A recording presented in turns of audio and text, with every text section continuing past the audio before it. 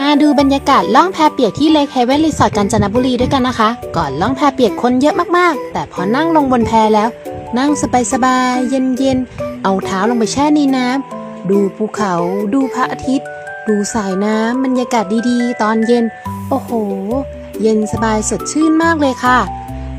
บรรยากาศดีมากๆเลยลมเย็นน้ำเย็นเอาเท้าดีบในน้ำโอ้โหสบายมากๆสดชื่นมากๆเรามาลงน้ำกันต่อเลยค่ะเย็นสบายสดชื่นบรรยากาศดีสุดๆเลย